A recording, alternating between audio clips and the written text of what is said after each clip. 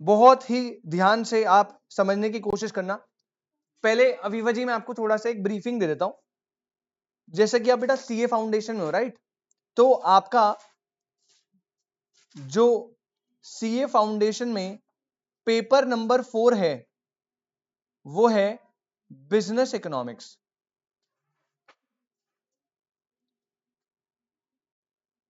ठीक है Afifa ji, paper number 4 is business economics. बेटा 100 मार्क्स का एग्जाम होता है और एक कंप्लीट एमसीक्यू बेस्ड होता है, ठीक है, विद नेगेटिव मार्किंग। अब इस बिजनेस इकोनॉमिक्स में आपको सीए फाउंडेशन में टोटल 10 यूनिट्स पढ़नी है। टोटल नंबर ऑफ यूनिट्स कितने? 10। इन 10 यूनिट्स में से मैंने अभी फर्स्ट यूनिट को स्किप करा है, ये मैं बाद में कराऊंगा आराम से, कोई दिक्कत नहीं।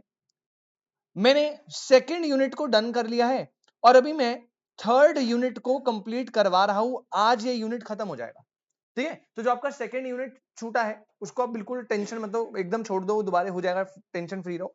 हाँ, जो थर्ड यूनिट है, अब इस थर्ड यूनिट में 4 टॉपिक्स हमने पढ़े थे। सबसे पहले मैंने पढ़ाया था प्रोडक्शन, ठीक है? उसके बाद मैंने इन बच्चों को पढ़ाया था कॉस्ट, उसके बाद मैंने इन बच्चों को पढ़ाया था रेवेन्यू, और अब हम लास्ट टॉपिक आज पढ़ेंगे which is called producers equilibrium. ठीक है? अब अफीफा एक छोटा सा प्रॉब्लम ये है ना बेटा कि अगर आपको प्रोड्यूसर इक्विलिब्रियम की एकदम मस्त वाली अंडरस्टैंडिंग चाहिए तो आपको ना कॉस्ट और रेवेन्यू के बेसिक्स पता होने चाहिए। लेकिन अपन ने कॉस्ट और रेवेन्यू आपके साथ करा नहीं है, तो उसके लिए आप बिल्कुल टेंशन फ्री हो ना। जहां पे भी कॉस्ट और रेवेन्यू का कुछ भी कनेक्टिविटी आएगा ना, वहां पे मैं आपको आराम से थोड़ा सा बता दूंगा। हाँ, लॉजिक्स में इतने क्लियरली नहीं बता पाऊंगा क्योंकि लॉजिक बताने बैठा तो टाइम लग जाएगा, बट मैं बता दूंगा कि ये ऐसा बनता है, ये बनता है, और आप बस उसे याद रख लेना। बाकी इस टॉपिक में आज आपको कोई भी प्रॉब्लम नहीं आएगी, इस बात की श्योरिटी है। क्लियर अफीफा जी? कोई डाउट? ठीक है, तो आप जो है सारे बच्चे बेटा एकदम फ्रेश पेज निकालना। और आज अपन लोग कर रहे हैं क्या? यूनिट नंबर 3 का लास्ट चैप्टर नंबर 4। हेडिंग डालना बेटा प्रोड्यूसर्स इक्विलिब्रियम। हेडिंग डालेंगे बेटा प्रोड्यूसर्स इक्विलिब्रियम। पुराने वाले बच्चों को तो याद होगा, इसका तो थोड़ा रेलेवेंस हमने दिया था प्रोडक्शन ऑप्टिमाइजेशन के साथ। प्रोड्यूसर इक्विलिब्रियम क्या होता है प्रोडक्शन ऑप्टिमाइजेशन में? चलो हेडिंग डालो प्रोड्यूसर्स इक्विलिब्रियम।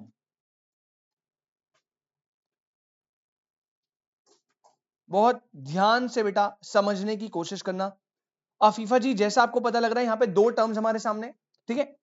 एक टर्म है बेटा प्रोड्यूसर और एक टर्म है बेटा इक्विलिब्रियम। ठीक है, 2 टर्म है अफीफा, प्रोड्यूसर और equilibrium.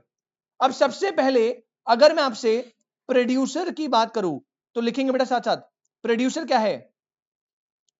Person who produce goods and services. Person who produce goods and services. ठीक है अफीफा? और इक्विलिब्रियम का जो नॉर्मल सेंस में मतलब है, पहले वाले बच्चों को मैंने बताया था क्या होता है बेटा, इक्विलिब्रियम मतलब होता है state of rest. Afifa equilibrium मतलब क्या होता है बेटा? State of rest. मतलब एक ऐसी सिचुएशन जहां पे आप स्टेट ऑफ रेस्ट पे हो और उस सिचुएशन में आपको फुल मजे आ रहे। गौरी आई है क्या? हाँ, बेटा एक ना लड़की है अफीफा गौरी हमारी क्लास में, बेटा वो ना सिगरेट पीती है, स्मोकिंग करती है, अभी बाहर मैंने उसे पकड़ा था नीचे। तो बेटा जब वो सुबह पहली सिगरेट पिएगी तो उसे मजा आएगा, आएगा ना अफीफा? मजा आएगा। आपको कैसे पता बेटा? ये गौरी को पार्टनर मिल गई। अब बेटा जब गौरी सुबह सबसे पहले सिगरेट पीती है, पहली सिगरेट, तो उसकी आत्मा और परमात्मा का मिलन हो जाता है। वो कहते हैं ओह भाई क्या ही मजा आ रहा है। तो सिगरेट स्मोक करना गौरी के लिए क्या है? उसका इक्विलिब्रियम। अब जैसे सुबह सुबह मैं अपने ब्लैंकेट अपनी नींद को छोड़ के तुम्हारी शक्ल देखने आता हूं, मेरा ब्लैंकेट क्या है? मेरा इक्विलिब्रियम। वो मेरा स्टेट ऑफ रेस्ट है और इस सिचुएशन से मुझे नहीं हिलना, लेकिन तुम्हारे लिए मुझे हिलना पड़ता है। बात समझ आ रही है?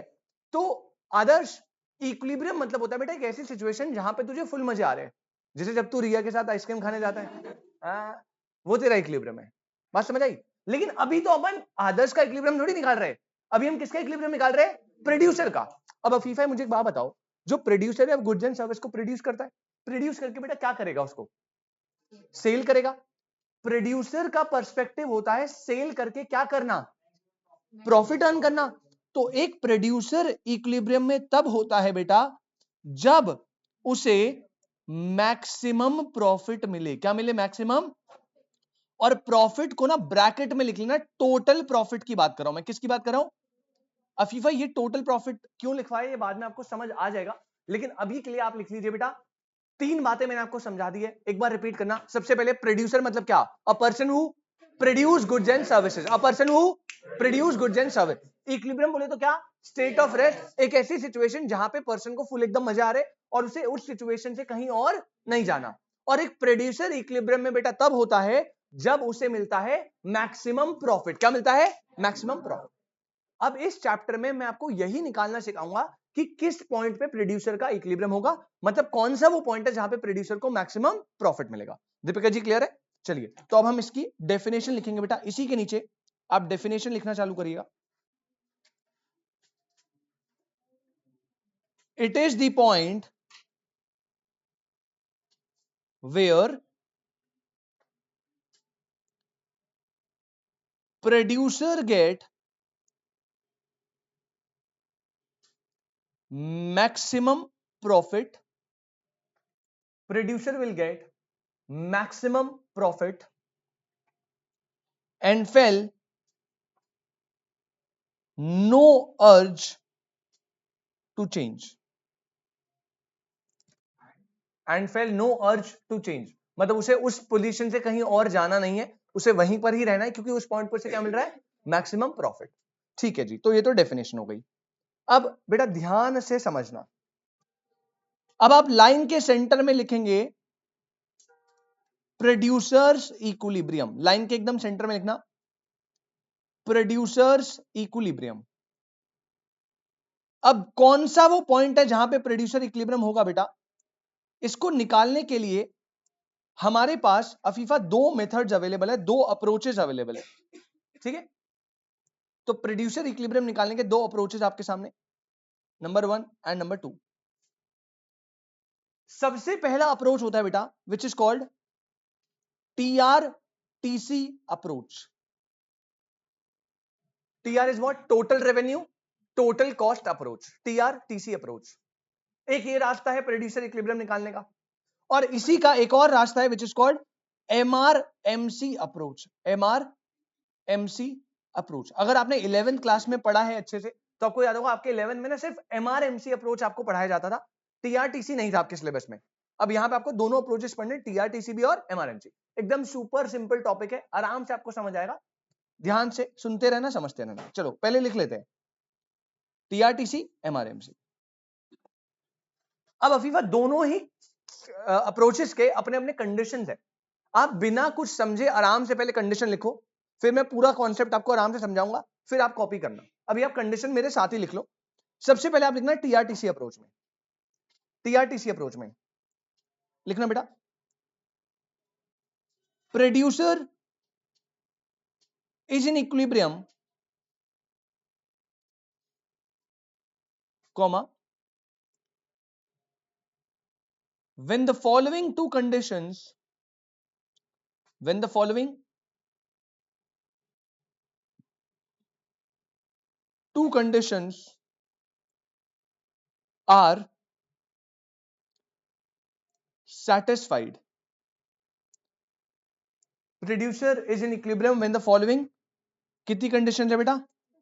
To conditions are satisfied। Sir कौन सी वो कंडीशन है बेटा? आराम से बिना सोचे आपको बस लिखना है। लिखो बेटा कंडीशन क्या है? कंडीशन है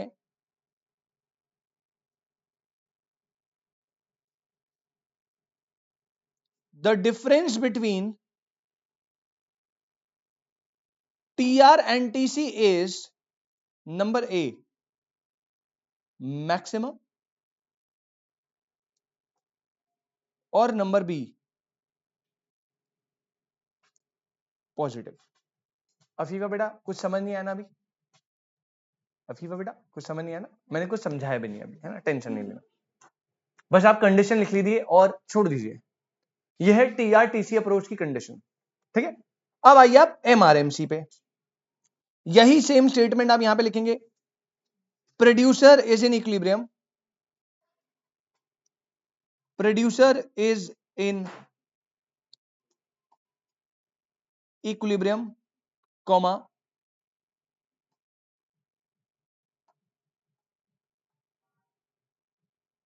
when the following two conditions are satisfied. और यहां पे वो कंडीशन है बेटा, कंडीशन नंबर 1,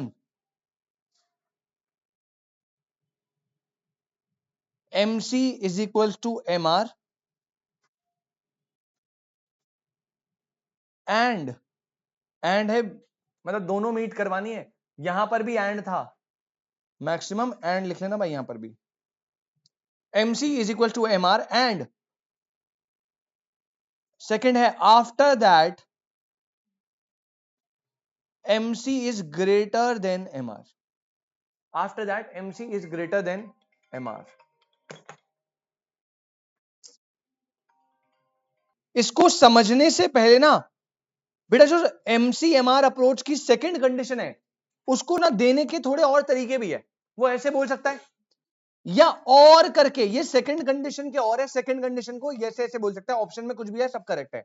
या और करके लिखो, MC cuts MR from below, MC cuts MR from below, या और करके आप लिख लो बेटा,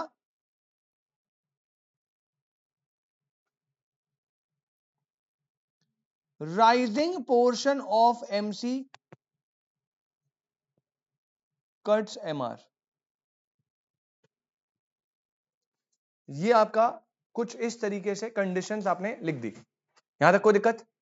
अब आपको कुछ भी नोट नहीं करना, आराम से बेटा पेन रखो और चिल एकदम यहां पे सुनना है, क्योंकि अगर आपने समझ लिया तो बस टॉपिक खत्म है, उसके बाद इसमें कुछ ज्यादा बचा नहीं है।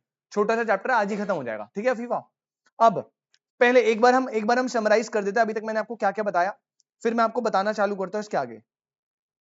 ठीक है भाई, सबसे पहले मैंने दो टर्म बताई फीफा जी, एक होता है प्रोड्यूसर, एक होता है equilibrium. Producer is a person who produce goods and services, equilibrium मतलब स्टेट ऑफ रेस्ट। और एक प्रोड्यूसर का इक्विलिब्रियम तब आएगा जब उसे क्या मिलेगा, maximum profit and he feel no urge to change.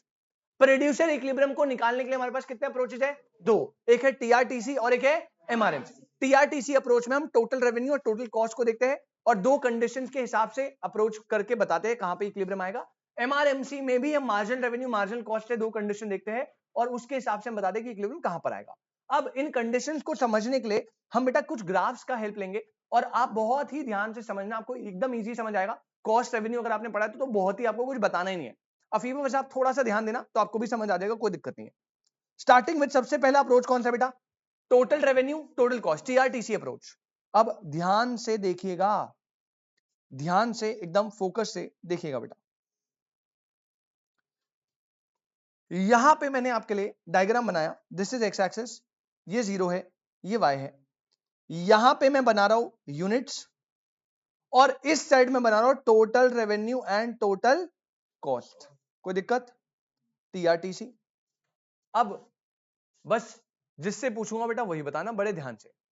आदर्श बेटा मुझे एक बात बता, सबसे पहले टोटल कॉस्ट का कर्व कैसा बनता था? टोटल कॉस्ट आराम से सोच के, कोई जल्दीबाजी नहीं बेटा। टोटल कॉस्ट, टोटल बेटा वो टोटल नहीं, एक सिगरेट भी आती है टोटल, तो फिर वहीं चला जाता है। टोटल कॉस्ट, हाँ मैं तो पीता हूं ना, मैं बीड़ी, हाँ भाई आदर्श टोटल कॉस्ट। मैंने बोला था लास्ट में कॉस्ट रेवेन्यू पढ़ के आना। रुक जा, जिससे पूछूंगा अंकित भाई टोटल कॉस्ट।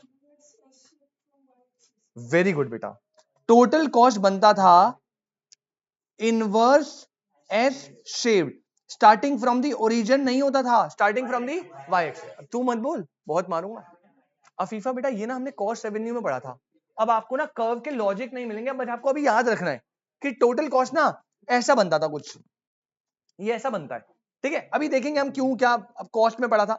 बस याद रखना इनवर्स एस शेप बनता है और ओरिजिन से स्टार्ट नहीं होता, क्योंकि टोटल कॉस्ट में कुछ पार्ट फिक्स कॉस्ट भी होता है और फिक्स कॉस्ट कभी जीरो नहीं हो सकता, तो वो हमेशा वाई एक्सिस से स्टार्ट होगा। अच्छा दूसरा क्वेश्चन, हर्षित ओए पीछे पलट मत। अच्छा दूसरा क्वेश्चन, हर्षित मुझे एक बात बता बेटा, ये जो टोटल रेवेन्यू है बेटा, टोटल रेवेन्यू कैसा बनता है? अपवर्ड स्लोप स्टार्टिंग फ्रॉम दी। अच्छा बेटा मैंने तो बताया नहीं कौन सी मार्केट। लास्ट क्लास ये क्वेश्चन पूछा भी था मैंने कि जब मैं अगली क्लास पूछूंगा आप मुझे बता देना कौन सी मार्केट। अब अफीफा यहाँ पे क्या भसड़ है बेटा, कॉस्ट में तो सॉर्टेड है, कॉस्ट में जो शेप है ना वो पहले से पता है, ये बनेगा ये बनेगा ये बनेगा ये बनेगा। लेकिन लास्ट क्लास में मैंने रेवेन्यू चैप्टर पढ़ाया था। अब रेवेन्यू में पता क्या होता है बेटा, रेवेन्यू में ना कर्व ऐसे बनते हैं और ऐसे बनते हैं। इट डिपेंड्स कि आपकी मार्केट परफेक्ट कंपटीशन है या फिर इम्परफेक्ट। और सर परफेक्ट इम्परफेक्ट क्या होता है आगे चैप्टर में पढ़ेंगे। सर इनसे कर्व के फ्लक्चुएट करते हैं वो मैंने पहले बता दिया था। बस आप बिना किसी टेंशन के इतना समझिए कि टोटल रेवेन्यू के जो कर्व्स है या रेवेन्यू कर्व जो है वो दो केस में बनते हैं, परफेक्ट कंपटीशन में अलग और इम्परफेक्ट में अलग। सर अभी ना मैं अपनी तरफ से अज्यूम कर रहा हूं कि हम परफेक्ट कंपटीशन में, किसमें बेटा, तो आप ना यहां पे प्रोड्यूसर इक्विलिब्रियम जहां लिखा था ना वहां पे लिख दीजिए बेटा प्लीज। हम बात कर रहे हैं अभी परफेक्ट कंपटीशन की। अभी मैं पहला केस जो है वो परफेक्ट कंपटीशन का बना रहा हूं। सर हम इम्परफेक्ट भी बनाएंगे, हाँ बेटा आप बनाओगे खुद, अभी आपके लिए क्लास वर्क दूंगा ये, ठीक है। अब ध्यान से सुनना। अच्छा परफेक्ट कंपटीशन है तो सॉर्टेड है। आदर्श टोटल रेवेन्यू बनता है बेटा अपवर्ड स्लोपिंग, कैसा बनता है बेटा, और इंक्रीज होता है कांस्टेंट रेट से, याद है। अच्छा अब मैं कर्व बना के दिखा रहा हूं आपको। सबसे पहले ये जो है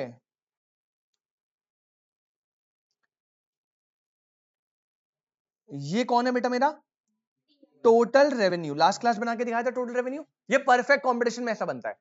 और अफीफा टोटल कॉस्ट कैसा बनेगा, इनवर्स एस शेप। ये शेप तो चाहे आप परफेक्ट में हो चाहे इम्परफेक्ट में, ये तो सेम ही रहता है। तो बेटा मैंने ये बनाया था कुछ इस तरीके से, ये क्या हो गया टोटल कॉस्ट, कोई दिक्कत, इनवर्स एस शेप बना टोटल कॉस्ट, यहां तक कोई डाउट। अब ध्यान से एकदम फोकस से डायग्राम को देखो, एकदम फोकस से बेटा आप डायग्राम को देखिएगा और मुझे इतनी सी बात बताना।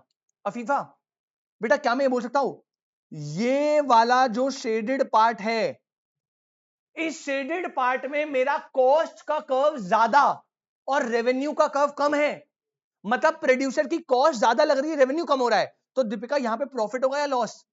बेटा ये शेडेड पार्ट तो लॉस को रिप्रेजेंट कर रहा है और इसके आगे जो ये वाला शेडेड पार्ट है इसमें भी सेम कॉस्ट ज्यादा रेवेन्यू कम, तो ये पार्ट भी किसको रिप्रेजेंट कर रहा है, लॉस को। तो क्या यहां पर कभी प्रोड्यूसर इक्विलिब्रियम हो सकता है, नेवर। बेटा प्रोड्यूसर इक्विलिब्रियम में तो प्रॉफिट मैक्सिमम होना चाहिए ना, ये दोनों पोर्शन में तो लॉस हो रहे हैं। तो अफीफा क्योंकि आगे और लास्ट के पोर्शन में cost is more than revenue, that's why वहां पे लॉस होगा, तो यहां पे तो कभी इक्विलिब्रियम नहीं आएगा। क्लियर है, कोई दिक्कत, वेरी गुड। सेकंड पॉइंट, क्या आपको ये ए पॉइंट और ये बी पॉइंट दिख रहा है बेटा, यहां पे क्या स्पेशल हो रहा है, टोटल रेवेन्यू और टोटल कॉस्ट क्या है आपस में इक्वल, क्योंकि इंटरसेक्ट कर रहे हैं। तो बेटा याद रखना बहुत ध्यान से, ये जो ए पार्ट और ये जो बी पॉइंट है जहां पर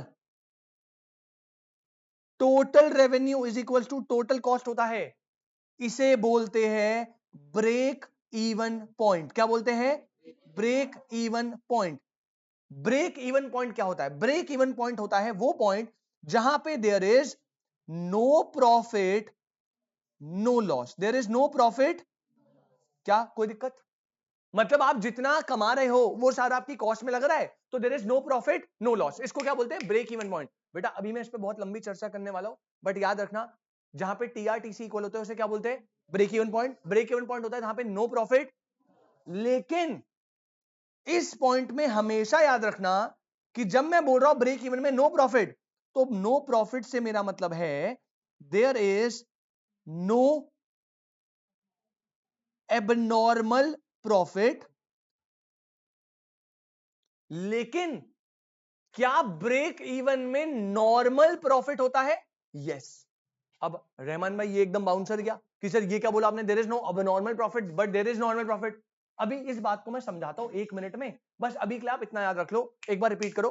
पहले पार्ट में कॉस्ट ज्यादा है तो लॉस, लास्ट पार्ट में कॉस्ट ज्यादा है तो लॉस, वहां पे कभी इक्विलिब्रियम, एक दो पॉइंट ए और बी ऐसे मिले जहां पे TR is equal to TC, जब टीआर और टीसी इक्वल होंगे उस पॉइंट को क्या बोलते हैं, break even point. There is no profit, लेकिन ब्रेक इवन में there is no abnormal profit, कौन सा प्रॉफिट होता है? नॉर्मल प्रॉफिट होता है। नॉर्मल प्रॉफिट एबनॉर्मल नहीं होता। सॉरी, नॉर्मल एबनॉर्मल क्या बोला, अभी ये बताते हैं। अब आते हैं प्रोड्यूसर इक्विलिब्रियम कहां होगा। बेटा एक बात बताओ ना, अफीफा अगर आप एक प्रोड्यूसर हो तो बेटा आपको तो सबसे ज्यादा मजा उस पॉइंट पे आएगा जहां पे कॉस्ट सबसे कम और रेवेन्यू सबसे, अरे तभी तो कंडीशन ने बोला कि प्रोड्यूसर इक्विलिब्रियम वहां पर होता है जहां पे टीआर और टीसी का गैप क्या है? मैक्सिमम। अब बच्चा ना इसे गलत ना पढ़ ले। अब देख, रहमान ने बोला सर गैप मैक्सिमम है ना, तो गैप तो मैक्सिमम यहां पर भी हो सकता है। रहमान भाई, यहां पे टीआर टीसी का गैप मैक्सिमम होगा, लेकिन वो ना नेगेटिव टर्म्स में होगा। कॉस्ट ज्यादा, रेवेन्यू कम, वो नहीं चाहिए हमें। गैप मैक्सिमम के साथ क्या चाहिए? Gap positive. बेटा गैप पॉजिटिव का मतलब है जहां पर रेवेन्यू कम, ओ सॉरी, जहां पे रेवेन्यू मैक्सिमम और कॉस्ट मिनिमम। यानी कि क्या आपको ये पॉइंट दिख रहा है बेटा? यहां पे ये point, this is your producer equilibrium. यहां पे टोटल रेवेन्यू और टोटल कॉस्ट का कर्व जो ग्राफ है वो मैक्सिमम गैप पे है, और वो गैप कैसा है? पॉजिटिव है फॉर प्रोड्यूसर। उसकी कॉस्ट सबसे कम है और रेवेन्यू सबसे ज्यादा। तो ये बीच का जो ई वाला पोर्शन है, that is your producer equilibrium as per TRTC approach. क्या ये बात समझ आई? आई रिपीट, पहला और लास्ट पोर्शन लॉस है क्योंकि वहां पे गैप मैक्सिमम हो सकता है, लेकिन कैसे होगा? नेगेटिव होगा। ए और बी पॉइंट, दो पॉइंट है जहां पे टीआरटीसी क्या है? इक्वल। उस पॉइंट को क्या बोलते हैं? ब्रेक इवन में there is no profit but there is no abnormal profit, पर प्रोड्यूसर को क्या हो रहा होगा? Normal profit. उसके बाद बीच में एक लाइन आएगी, वो आपका प्रोड्यूसर इक्विलिब्रियम है। यहां पे टीआरटीसी का gap maximum and positive. Afifa समझ आया? लेकिन अफीफा एक अभी ये वाली भसड़ अपने को समझ नहीं आई कि सर ये ब्रेक इवन में क्या बोला? No profit no loss. अब मैं आपको ये समझाने की कोशिश करता हूं, बहुत ध्यान से देखना। बेटा ये समझ आ गया ना? यहां तक कोई दिक्कत नहीं है ना? अब जरा इस नॉर्मल अब नॉर्मल की बात को समझने की कोशिश करते हैं। बेटा मान लीजिए ये हमारी अफीफा जी है। अफीफा जी ने हेयर स्टाइल चेंज करा है। अफीफा ऐसे लिखते हैं ना बेटा, डबल। ये तुम अपने नाम क्यों गौरी भी हो? अच्छा ये डबल ई होता है। मैं ही अनपढ़ हूं क्या आजकल? क्या अब ठीक है बेटा? हाँ, ये बेटा हमारी अफीफा जी। अब अफीफा जी आप जो हो एक प्रोड्यूसर हो बेटा। क्या हो? एक। अब अफीफा जी जब आप कोई गुड्स प्रोड्यूस करते हो ना, तो आप उस पर कॉस्ट बियर करते होंगे, ठीक है? तो मान लीजिए आप ना पेन प्रोड्यूस कर रहे हो, अभी एक पेन प्रोड्यूस कर रहे हो। अब आपने पेन बनाना चालू करा, तो ये पेन है, आपने ये पेन बनाया बेटा। इसके लिए आप रॉ मटेरियल लाए, इसके लिए आप अंदर का मटेरियल लाए, इसके लिए सेल लाए, इसके लिए ये लाए वो लाए, सब कुछ आप लेकर आए। तो उसमें मान लो आपके लग गए 10 रुपए। फिर आप प्लांट एंड मशीन लाए, उसमें लग गए 10 रुपए। आप लेबर लाए, मतलब सारा का सारा जो आपने खर्चा करा गुड्स को बनाने में, जिसे हम क्या बोलते थे? Explicit cost. कौन सी कॉस्ट? बेटा याद है ना एक्सप्लिसिट कॉस्ट, जो आप बाहर पे करते हो। तो आप ये समझो बेटा, जितना भी खर्चा गुड्स को बनाने में हो ना, उसे एक्सप्लिसिट कॉस्ट बोलते हैं। तो मैंने कहा कि अफीफा यार ये जो तूने पेन बनाया, इसमें एक्सप्लिसिट कॉस्ट कितनी लगी? तो अफीफा ने कहा क्या सिंपल बात करते हो सर, जो पेन को बनाने में, अफीफा बता रही है मेरे को, सर पेन को बनाने में जो मुझे एक्सप्लिसिट कॉस्ट लगी सर, वो लगी 40 रुपए। कितना रुपए बेटा? ओके। अफीफा एक बात बताओ बेटा, इसमें आपने अपना टाइम एंड एफर्ट भी तो लगाया है। उस टाइम एंड एफर्ट के बदले अगर आप वो टाइम एंड एफर्ट कहीं और लगाते, तो आपको क्या वेजेस एंड सैलरीज नहीं मिलती? मिलती ना? तो ये कहती है अरे मेरे हक के, जो मेरी मेहनत के पैसे है, जिसे हमने क्या पढ़ा था? इम्प्लिसिट कॉस्ट, वो भी तो मैं चार्ज करूंगी। मैंने कहा बिल्कुल सही अफीफा, इकोनॉमिक्स कहता है चार्ज करो आप। मैंने कहा कितना? तो कह रही सर मैंने जो टाइम एंड एफर्ट और अपना कैपिटल लगाया ना, उसके बदले 10 रुपए तो बनते हैं। मैंने कहा ठीक है अफीफा। तो बेटा अफीफा ये जो है आपकी, मैंने क्या पार्ट ऐड कर दिया बेटा? ये कितना रुपए? 10 रुपए, ठीक है? तो यानी कि एज पर इकोनॉमिक्स, जो आपको गुड्स को बनाने में टोटल कॉस्ट लग रही है वो कितना है? 50 रुपए is your total cost, which includes explicit as well as implicit. Implicit इसने किसी को दी नहीं है, बस इसकी मेहनत के, ठीक है? अब ये कहती है सर अब देखो मैं इतना बिजनेस कर रही हूँ, रिस्क ले रही हूँ, तो उसमें मेरे को प्रॉफिट भी तो कमाना है। मैंने कहा हाँ बिल्कुल कमाना है। मैंने कहा बेटा बेटा कैसे कमाएगी? तो उसने कहा सर देखो, अब इसमें ना मैं ऐड करूंगी अपना एबनॉर्मल प्रॉफिट। क्या ऐड करूंगी बेटा? अपना। मैंने कहा कितना? इसने कहा सर एक काम करते हैं, एबनॉर्मल प्रॉफिट रखते हैं 5 रुपए, और ये जो आपने बनाया है ये आपका हो गया which is your price, which is your price. कितना प्राइस सेट हो गया बेटा? तो अफीफा ये आपके गुड्स की एमआरपी हो गई बेटा, जिस प्राइस पे आप बेच रहे हो। और लेट्स अज्यूम अगर आप एक ही गुड बेच रहे हो, एक गुड, तो आपको एक गुड के बनाने में टोटल कॉस्ट 50 रुपए लगी, और एक गुड में आपका टोटल रेवेन्यू कितना आया अगर आपने एक ही गुड बेचा तो? जल्दी बोलो। 55। क्या बोला? 50। बहुत बढ़िया। क्या ये बात समझ आ रही है बेटा? ऐसे ही गुड्स का कॉस्ट एंड प्राइसिंग डिसाइड होता है, और आपका एबनॉर्मल प्रॉफिट अर्न होता है 5 रुपए पे। मतलब अफीफा, आपने जो पेन बनाया, जब आप उसे 55 रुपए पे बेचोगे तो आपका 40 रुपए एक्सप्लिसिट कॉस्ट हो जाएगा, 10 रुपए is your implicit cost, and 5 rupees is your abnormal profit. I hope this is clear. ठीक है। अब एक दिन अफीफा की बेटा सहेली आ जाती है दुकान पे, इसकी बेस्ट फ्रेंड। बेटा अफीफा, आपकी बेस्ट फ्रेंड का नाम क्या है? अलीना, डबल ई वाली। अरे ये बेटा इसकी बेस्ट फ्रेंड आ गई। इसने कहा अफीफा यार मेरे को ना एक पेन चाहिए था। तो अफीफा ने कोई दिक्कत नहीं, ले ले यार, तू तो अपने यार दोस्त है, कैसी बात करिए। कितने का? कह रही 60 रुपए। नहीं ऐसा नहीं, कह रही कितने का? कह रही देख यार, इसने बोला यार देख, पता क्या यार, वैसे तो ये पेन 55 का बिकता है ना, तू अपने किसी दोस्त वोस्त को बुलाए या किसी को भी रिश्तेदार को बोले 55 रुपए बताइए, इसका प्राइस 55 रुपए। लेकिन क्योंकि तू मेरी बेस्ट फ्रेंड है, एकदम बचपन की दोस्त, और मैं तेरे से तो एकदम ऐसे मतलब एकदम भाई भाई वाला सीन है, तो मैं कॉस्ट टू कॉस्ट अपना प्रॉफिट नहीं लूंगी। तो मैं जो तेरे लिए ये एबनॉर्मल प्रॉफिट, मेरा जो प्रॉफिट होता है, उस प्रॉफिट को मैं सैक्रिफाइस कर दूंगी, और जितना मेरे को कॉस्ट पड़ता है, कितना? 50 रुपए, उसी पर मैं तेरे को ये पेन बेच दूंगी। यानी बेटा अभी एक बात बताओ, क्या फीफा जी ने अलीना जी को ये जो पेन है ये ब्रेक इवन पे बेच दिया? ब्रेक इवन पे बेच दिया ना, 50 की कॉस्ट आई, 50 पे बेच दिया, यानी there is break even point, there is no profit.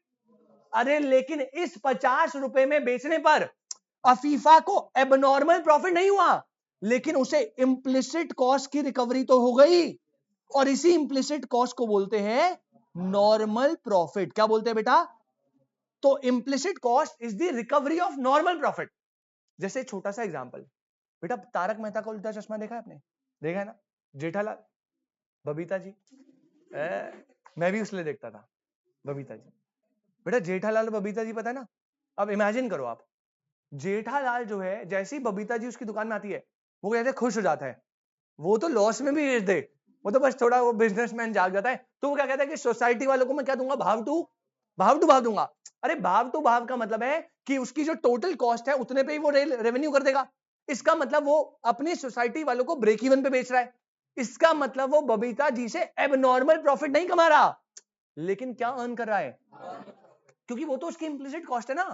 क्या ये बात आपको समझ आती है? तभी बेटा याद रखिएगा, आपका ये जो सिनेरियो होता है ना ब्रेक इवन का, यहां पे आपको नो प्रॉफिट नो लॉस होता है। हाँ, एबनॉर्मल प्रॉफिट नहीं होता, नॉर्मल प्रॉफिट आपको मिल रहा होता है। I hope this is clear. किसी को इस पे कोई डाउट बेटा?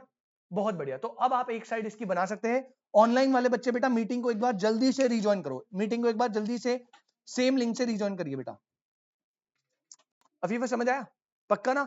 कोई डाउट तो नहीं है? चलिए बेटा, एक मिनट देना, फिर मैं आपको नोट करवा, वो नीचे जो कैलकुलेशन बनाई है ना, उसे नोट बना के अलग से रख देना, और डायग्राम सुंदर सुंदर सा बनाना।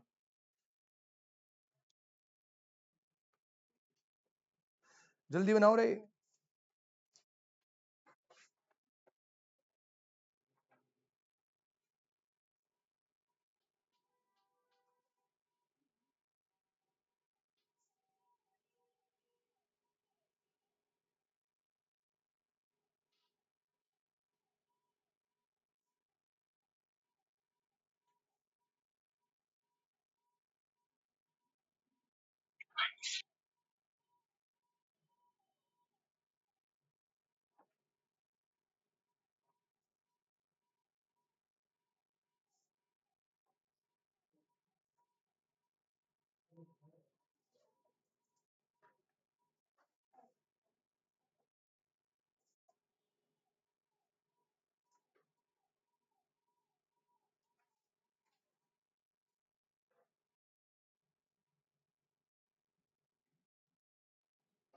चलिए बेटा,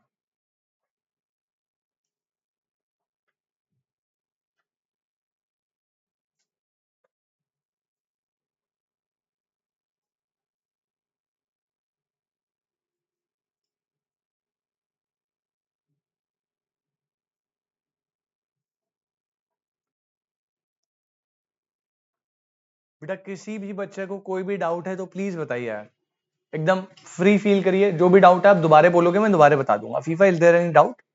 पीछे इधर संस्कृति, पायल, संध्या जी, हर्षित मेरे भाई, हिमांशु, इधर अंकित, तरुण, क्लियर है बेटा?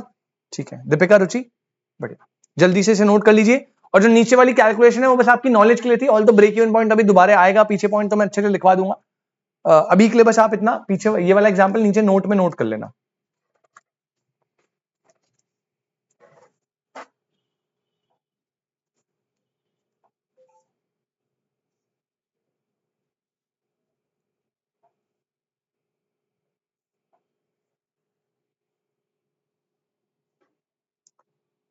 गौरी, प्रीत, सारांश, यश, बेटा अगर कोई डाउट है तो प्लीज बताना यार। अभी ये मैंने टीआरटीसी अप्रोच कराया है, सेकंड वाला कौन सा कराऊंगा? एमआरएमसी। फिर अभी तो ये पूरा का पूरा परफेक्ट कॉम्पिटिशन में बना है, फिर आपको इम्परफेक्ट बनाने को दूंगा खुद से, वो आपको खुद बनाना है, थोड़ी हेल्प कर दूंगा मैं, कोई दिक्कत नहीं है, ठीक है?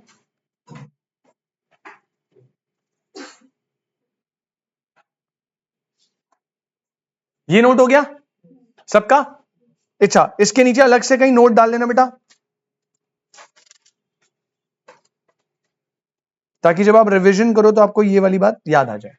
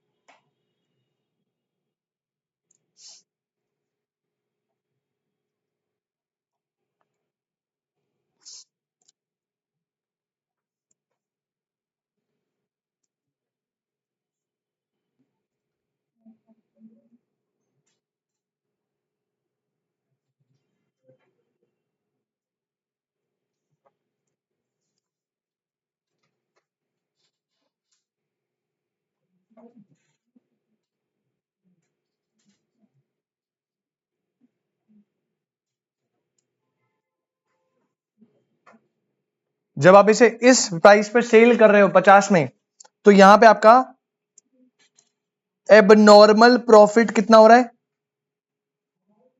0। और यहां पे आपका normal profit which is your implicit cost वाला पार्ट, वो तो आपको अर्न हो रहा है कितना? 10। ये थोड़ी 0 हो जाएगा, ये तो 10 हो रहा है। चलिए, आई होप आपने नोट नोट कर लिया है। अब मैं आपके साथ जा रहा हूं एमआरएमसी अप्रोच में, सुपर सिंपल। टीआरटीसी समझ आया तो एमआरएमसी सुपर सिंपल, ठीक है जी? बताऊं फिर से? पेन रख देना, कुछ नहीं देखना, आराम से पहले सुन लेना। अफीफा जी ध्यान से देखिएगा, ठीक है? अब यहां पर मैं आपके साथ एमआरएमसी अप्रोच पे आ रहा हूं बेटा। अभी कंडीशन को साइड रखते हैं, पहले पहले लॉजिकली समझते हैं। एक्स 0 वाई, बेटा यहां पे हम क्या लेते हैं हमेशा? यूनिट्स। और यहां पे हम लेते हैं एमआर एंड एमसी। अब फिर से वही बात, अफीफा जी ये एमआर एमसी कब हमने लास्ट चैप्टर में पढ़े थे, पर आपको मैं बता रहा हूं, को याद रखना है। आदर्श एमसी का कब? एमसी तो तेरा फेवरेट है, हाँ वेरी गुड। ये बनता है बेटा यू शेप। कैसा बनता है? और मार्जिनल रेवेन्यू कैसा बनेगा? मार्जिनल रेवेन्यू निशा कैसे? बेटा फिर आप कंफ्यूज, बेटा मार्केट, मार्केट अभी कौन सी मार्केट में हम? पीछे नोट्स निकालो रेवेन्यू के। अबे शांत हो जाओ बेटा। परफेक्ट कंपटीशन में एमआर एआर दोनों बनते थे पैरेलल टू एक्स एक्सिस। आपने दीदी इनपरफेक्ट का बता दिया था गलती से, तो थोड़ा ध्यान रखिए प्लीज। यहां पे आप बेटा ये बनाओगे और ये बनता है पैरेलल टू एक्स एक्सिस, ठीक है? ये बात याद रखिएगा अफीफा जी। एमसी यू से बनता है हमेशा in every market. MR revenue curve का ही गेम था। रेवेन्यू कर्व परफेक्ट कंपटीशन में अलग बनते हैं, तो यहां पे वो बनता है पैरेलल टू एक्स एक्सिस, ठीक है। अब देखो जब मैं बनाऊंगा, बहुत ध्यान से देखिएगा, बहुत ही ध्यान से, नोट मत करिए, अभी पेन वेन रख दीजिए आराम से, पहले यहां पे देखने समझने पे फोकस करो ज्यादा। सबसे पहले मैंने मार्जिनल रेवेन्यू बनाऊंगा, फिर मैं मार्जिनल कॉस्ट बनाऊंगा। देखो इजी पीजी एकदम।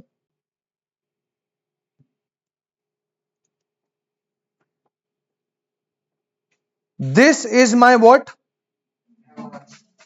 ये है मेरा marginal revenue, and this is my marginal cost. You shift marginal cost बोल, एमसी कर रहे हैं गंदा बच्चा, ठीक है। अब यार इजी एकदम यार, क्या इसमें बताओ निशा, ये बेटा पार्ट क्या है, लॉस है ना फीफा, ये वाला पार्ट क्या है बेटा, लॉस। बेटा यहां पे ये पॉइंट ए, ये पॉइंट बी, ये दोनों क्या है, ब्रेक इवन, ब्रेक इवन में no profit, there is no, but there is, और ये बेटा क्या है, इक्विलिब्रियम, है ना फीफा, कितना सिंपल है बेटा, ऐसा कुछ भी नहीं है, डट जाओ, तभी बोलता हूं चौधरी मत बना करो। अब सुनो ध्यान से, अब ध्यान सुनो, वो लॉस है, वो लॉस है 100%। बेटा मैंने कब बोला ब्रेक इवन, मैंने आपको ब्रेक इवन क्या बताया फीफा, एक बार बताना, ब्रेक इवन क्या पॉइंट होता है जहां पे T R is equal to MR MC. ये एमआरएमसी किसने बताया तुम्हें, भाई मैंने तो टीआरटीसी बताया था, तुम अपने आप ही एमआरएमसी निकालो। ब्रेक इवन में there is total revenue is equal to total cost. क्या मैंने आपको कभी marginal revenue marginal cost equal बताया, तो आप क्यों इमेजिन कर रहे हो अपने आप, तो इमेजिन नहीं करना। TR is equal to TC, there is no profit no loss, there is no non profit, बिल्कुल सही है बेटा, यहां पे तो एमआरएमसी है ना, ये ब्रेक इवन नहीं है, this is not your break even point. तो पहली कंफ्यूजन हटा दो। दूसरा, अब आपको ठीक है सर ये ब्रेक इवन नहीं मान लिया, बट ये जो गैप है यहां पे कॉस्ट और रेवेन्यू जो है उसका गैप मैक्सिमम है और पॉजिटिव है, तो ये तो यहां पे आपको प्रॉफिट मैक्सिमम हो रहा होगा बेटा, बिल्कुल प्रॉफिट मैक्सिमम हो रहा होगा। तो सर आप इक्विलिब्रियम इसको क्यों नहीं ले रहे, मैं आपको बता दूं बेटा इक्विलिब्रियम क्या है, इक्विलिब्रियम है यहां पे बी पॉइंट, जो बी है जिसे मैंने ई नाम दे दिया, this is your equilibrium. Sir कैसे, पहले मैं कंडीशन से बताता हूं, फिर मैं लॉजिक से बताता हूं, पहले कंडीशन से आओ।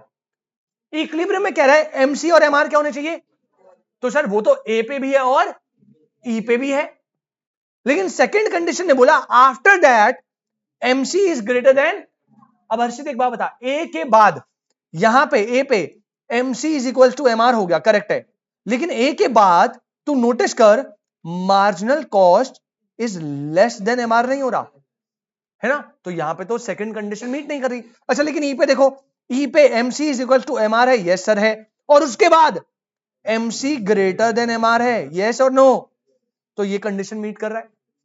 अच्छा अगर ऐसे नहीं देखना तो एमसी कट्स एमआर फ्रॉम, अब इधर आओ, ए पे MC cuts MR from below नहीं अबव, और यहां पे MC cuts MR from below, तो ई पे यहां पे भी मैच हो गया। या फिर आप ये देख लो rising portion of MC cuts MR, Deepika A पे तो राइजिंग है या फॉलिंग है, ए पे तो falling portion of MC cut MR हो रहा है ना, तो तीनों कंडीशन से आप मैच कर लो। इक्विलिब्रियम कहां पर आ रहा है अफीफा जी, ई पर ही आ रहा है, लेकिन हम अब एक लॉजिक से इसको समझ लेते हैं। बेटा पहले बताओ इक्विलिब्रियम समझ आया ना, ई इज योर इक्विलिब्रियम। अब लॉजिक देखो सर, अब आपका क्वेश्चन है सर यहां पर क्यों है यहां पर क्यों नहीं है, ये बताओ। तो बेटा मैं आपको अब इसे मैथमेटिकली प्रूव करके दिखाता हूं, समझो अफीफा जी। लेट्स अज्यूम हम ना कैलकुलेट करते हैं, अब मार्जिनल रेवेन्यू लेंगे, मार्जिनल कॉस्ट लेंगे, उससे मार्जिनल प्रॉफिट निकालेंगे, ठीक है। चलो कैलकुलेट करते हैं। सबसे पहले ए पे बेटा, ए पे, ए पॉइंट पे, ए पॉइंट पे क्या आप मुझे बताएंगे, लेट्स अज्यूम अपने तरफ से नंबर ले रहा हूं, मार्जिनल रेवेन्यू कितना है 10, तो ए पॉइंट पे मार्जिनल कॉस्ट भी कितना होगा 10, क्योंकि दोनों इंटरसेक्ट कर रहे हैं। तो कोई मुझे बताएगा मार्जिनल प्रॉफिट कितना होगा, 0। सर मार्जिनल प्रॉफिट कैसे निकलेगा, अबे भैया marginal revenue minus marginal cost, कोई दिक्कत, ठीक है। अब प्रोड्यूसर ने देखा कि यार यहां पे तो मुझे प्रॉफिट 0 बन रहा है, तो कह रहे चलो आगे बढ़ते हैं। वो आगे बढ़ा और वो गया पॉइंट बी पर, किस पे गया, पॉइंट बी पर, उसका मार्जिनल रेवेन्यू कितना है 10। अरे सर मार्जिनल रेवेन्यू तो परफेक्ट कंपटीशन में कांस्टेंट होता है ना, तो मार्जिनल रेवेन्यू तो हर केस में कितना होगा 10। लेकिन अफीफा बी पॉइंट पे बेटा आप क्या देख सकते हो, आपकी जो कॉस्ट है वो 10 है या 10 से कम, 10 से कम, तो लेट से आपकी जो कॉस्ट है वो है 6, कितनी है, तो आप मुझे बताओगे मार्जिनल प्रॉफिट कितना आया, मार्जिनल प्रॉफिट आ गया 4। अच्छा इसने कहा अच्छा प्रॉफिट हो रहा है, 4 रुपए का प्रॉफिट, इसने बोला और आगे जाते हैं, और आगे गया। अब ये भाई साहब आए पॉइंट नंबर सी पे, अगेन मार्जिनल रेवेन्यू कितना है 10, वो तो कांस्टेंट रहेगा परफेक्ट कॉम्पिटिशन में, और मार्जिनल कॉस्ट जो है बेटा वो और कम हो गई, अभी 6 थी तो मान लो ये हो गई कितनी 5, तो मार्जिनल प्रॉफिट कितना आया 5 का मार्जिनल प्रॉफिट।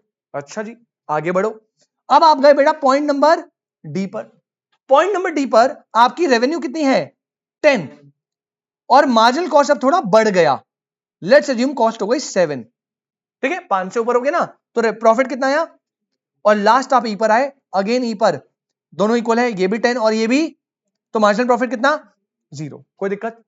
आपने कहा चलो एक काम करते हैं एक और बार आगे जाते हैं, तो लेट्स से आप इस बार पॉइंट एफ पर चले गए, अब एफ पर हुआ क्या कि आपकी मार्जिनल रेवेन्यू कितनी है 10, लेकिन मार्जिनल कॉस्ट कितनी हो गई 10 से ज्यादा, और आपका जो मार्जिनल प्रॉफिट है वो कितना आ गया, मतलब आपको मार्जिनल लॉस आ गया। क्लियर है, कोई दिक्कत, मैथमेटिकली एकदम सही चल रहा है।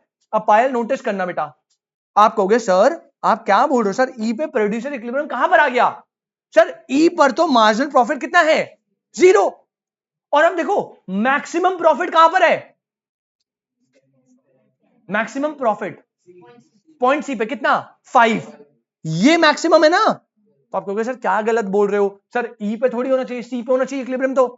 अब बेटा सुनो, मैंने बोला था कि प्रोड्यूसर इक्विलिब्रियम तब होता है जब उसे मैक्सिमम प्रॉफिट होता है, क्या होता है मैक्सिमम, कौन सा प्रॉफिट, कौन सा प्रॉफिट, और अभी हमने क्या निकाला मार्जिनल, अरे इसका टोटल प्रॉफिट तो निकालो एक बारी, तो मैं इसका अब टोटल प्रॉफिट निकालता हूं, सर टोटल प्रॉफिट कैसे निकलेगा, अरे मार्जिनल को ऐड करके निकलेगा, पहले पे कितना आया, अगले पे कितना आया 4 प्लस 5 9 प्लस 3 12, 12 प्लस 0 और 12 माइनस 2, अब मुझे बताइए टोटल प्रॉफिट मैक्सिमाइज कहां पर हो रहा है, पॉइंट ई पर।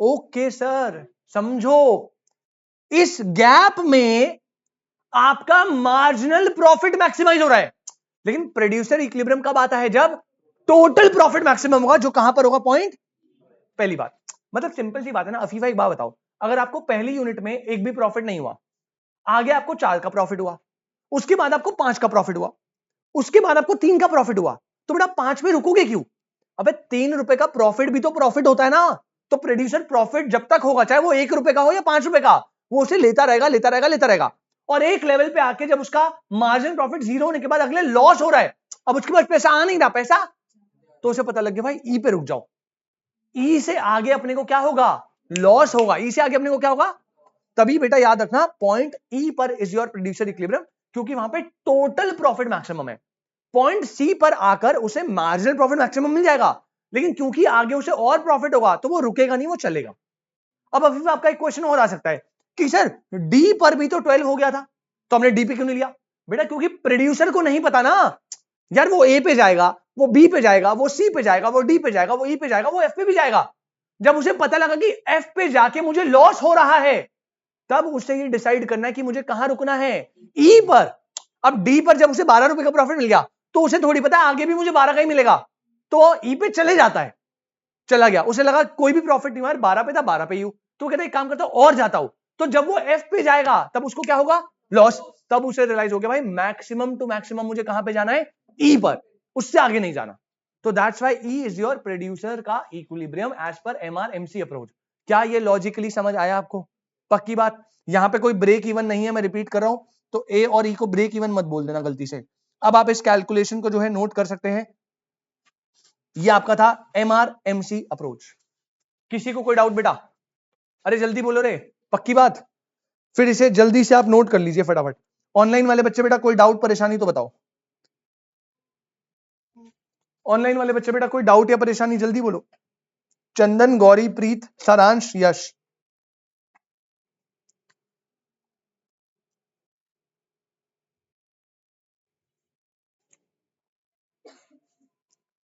बढ़िया,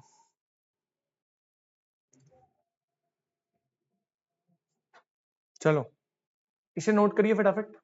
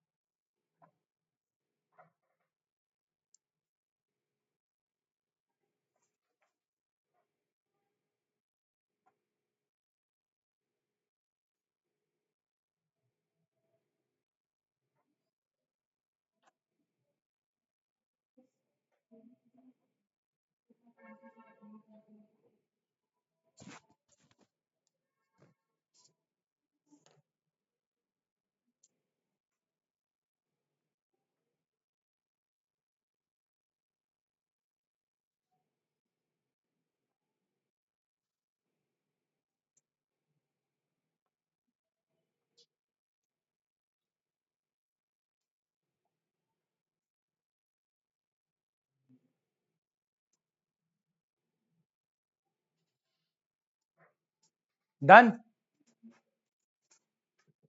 अच्छा, जिसका हो जाए ना, ठीक है, अब वो क्या करेगा, वो एकदम फ्रेश पेज निकालना, पेज को करना हॉरिजॉन्टल, ठीक है, फ्रेश पेज, पेज को आप हॉरिजॉन्टल करिए, और अब आप सेम टू सेम लाइन के सेंटर में लिखेंगे प्रोड्यूसर्स इक्विलिब्रियम। एक बार इंस्ट्रक्शन सुन लो ध्यान से, आप दोबारा फ्रेश पेज निकालो, एकदम लाइन के सेंटर में लिखना प्रोड्यूसर्स इक्विलिब्रियम, लेकिन ब्रैकेट में क्या आ जाएगा, इम्परफेक्ट कॉम्पिटिशन।